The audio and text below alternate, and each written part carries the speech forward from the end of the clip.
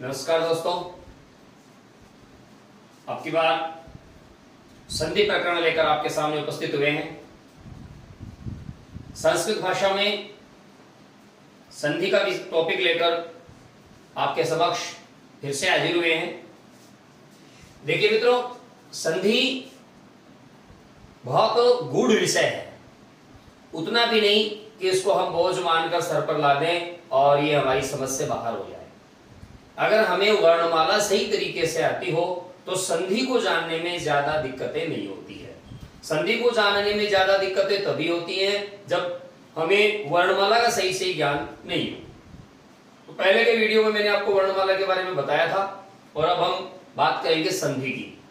हिंदी और संस्कृत में संधि में ज्यादा अंतर नहीं है।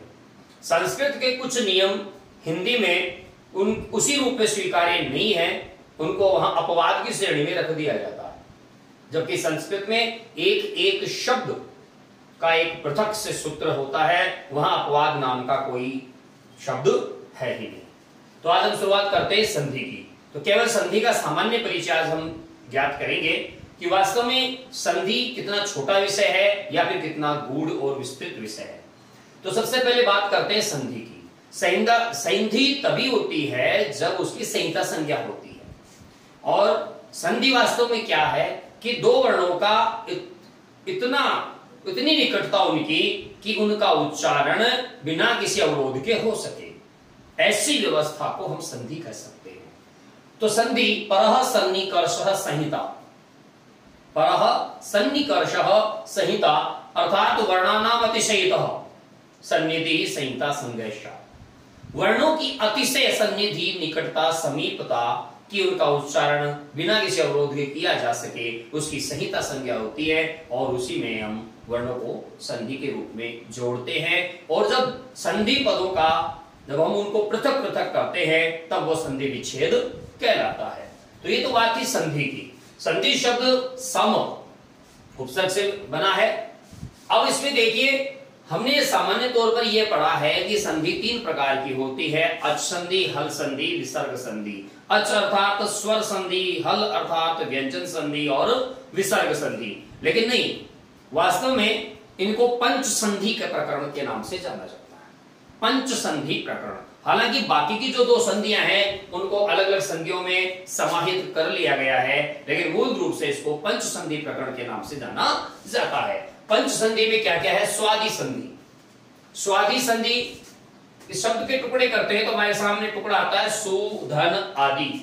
स्वादि संधि हमने देखा है कि कह, अपि, कोपि बनता है औग्रचि युक्त, वो स्वादि संधि का उदाहरण है।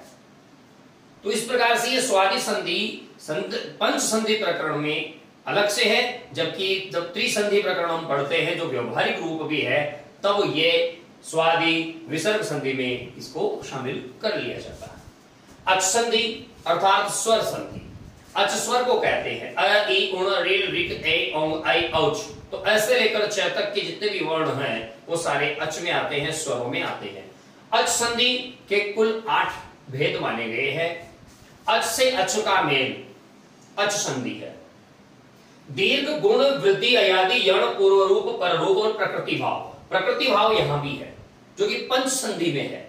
अगर त्रिसंधि की बात करते हैं तो प्रकृति भाव अच संधि में शामिल हो जाता है और स्वादि विसर्ग संधि में शामिल हो जाता है। दीर्घ, अकः सवर्णे दीर्घः, समान वर्णों की सवर्ण संज्ञा होकर वे अपने से दीर्घ स्वर का निर्माण कर लेते हैं। दूसरा है गुण संधि। गुण संधि में दो अलग अलग स्वर, ह्रस्व अथवा दीर्घ अकार और ह्रस्व अथवा दीर्घ ई, उ, रील, री, ये मिलकर अपने गुण स्वरों का निर्माण करते हैं। ए, ओ, अर, अल। वृद्धि संधि, इसमें अकार या अकार, ह्रस्व अकार या जो है दीर्घ अकार, वो एच, उनसे मिलकर उनमें वृद्धि स्वरों का निर्माण करता है। अयादि संधि, अयादि संधि में पहले एच होते हैं, एचो या वायावह, एच होते हैं ए, आई, ओ, औ।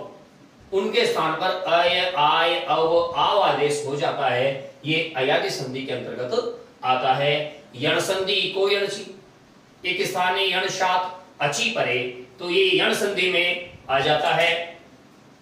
इसके बाद आता है पूर्व रूप। पूर्व रूप और पर रूप ये दोनों पृथक हैं। एंग पदांधा प्रति पूर्व रूप, एंगी पर रूपम पर रूप। प्रकृति भाव इसमें को 3 भागों में बांटा गया है, प्लुत, प्रग्रह्य, सामान्य। प्लुत, प्रग्रह्य, सामान्य, तो ये 3 अलग अलग हैं। जैसे इसमें प्लुत प्रग्रह्य अचि नित्यम, इदु दे द्विवचनम प्लुत प्रग्रह्यम और ऋत्यकः, ऐसे इनमें सूत्रों का प्रयोग किया जाता है। ये प्रकृति भाव संधि है जो यहां पर है। पंच संधि प्रकरण में इसको पृथक से पढ़ा जाता है और त्रिसंधि प्रकरण में ये अच संधि का ही एक भाग है। फिर बात करते हैं हम हल संधि की। हल संधि का मतलब होता है व्यंजनों का मेल। व्यंजनों का हल है से लेकर लय तक जो महेश्वर सूत्र है उनमें जो है से लेकर लय तक के वर्ण आते हैं वो सारे हल अर्थात व्यंजन कहलाते हैं। इनमें मुख्य रूप से जशत्व संधि, इसको हिंदी की भाषा में हम यूं भी कह सकते हैं कचड़ दब का गजड़ दब। हालांकि इसका दायरा ज्यादा बड़ा है संस्कृत में, हिंदी में इसका दायरा सीमित है। ष्टोत्व संधि, ष्टोत्व संधि ये व्यंजनों का अलग अलग प्रकार से उनका वर्ण परिवर्तन है, व्यंजन परिवर्तन है। पर सवर्ण, बाद वाला जो वर्ण है उसके समान पहले वाला वर्ण हो जाता है। पूर्व सवर्ण, चर्त्व, चर्त्व संधि जिसमें खरीच सूत्र का प्रयोग किया जाता है। छत्व, अनुनासिक, अनुनासिक को 3 भागों में बांटा गया है, अनुनासिक, अनुस्वार और अनुस्वार परस्वर्ण। जैसे एतन मुरारी शब्द दिया जाए और उसमें पूछ लिया जाए कि इसमें कौन सी संधि है, तो एतन मुरारी में हम देखते हैं एतद मुरारी, तो ये अनुनासिक संधि। जो एतन मुरारी और विकल्प है एतद मुरारी, दोनों रूप इसका बनता है। आगम संधि, आगम संधि अलग अलग प्रकार से है। तुकागम भी है, आगम भी है, धुटागम भी है, बहुत सारे इसके प्रकार हैं। णत्व, णत्व नौन समान पदे या अटकुपुवांग नुम्मे वायोपी, इसमें री हलोर ने तो सॉरी अटकुपुवांग नुम्मे वायोपी जिसमें न का नय हो जाता है या तवर्गीय वर्ण टवर्गीय वर्णों में परिवर्तित हो जाते हैं। विसर्ग संधि की जब बात करते हैं तो उत्व में विसर्ग का उ, रुत्व में रे और सत्व में श, श, स, ये इसके रूप परिवर्तित हो जाते हैं। विसर्ग लोप में विसर्ग का लोप हो जाता है। इसके अलावा भी यह भी बनता है। तो बहुत सारे ऐसे इसमें हमें अलग अलग प्रकार की जानकारी प्राप्त करेंगे। तो फिलहाल हम आज के वीडियो में केवल आपको मैंने जो संधि प्रकरण है, पंच संधि प्रकरण, उसमें कौन कौन सी संधि हैं, उन संधियों के कौन कौन से प्रकार हैं, सामान्यतः कौन से सूत्र उस पे लागू होगा, उसकी मैंने आपको सामान्य जानकारी दी है। अगले वीडियो में हम अच संधि प्रकरण लेकर आपके सम्मुख फिर हाजिर होंगे। तब तक के लिए नमस्कार। आप हमारा YouTube चैनल भजनलाल सैनी गुरु शेयर कीजिए, लाइक कीजिए, सब्सक्राइब कीजिए और अधिकाधिक लाभ उठाइए। संस्कृत व्याकरण में अगला वीडियो अच संधि प्रकरण का लेकर हम शीघ्र ही आपके सम्मुख उपस्थित होंगे। तब तक के लिए नमस्कार। जय हिंद, जय तु संस्कृतम, जय तु भारतम।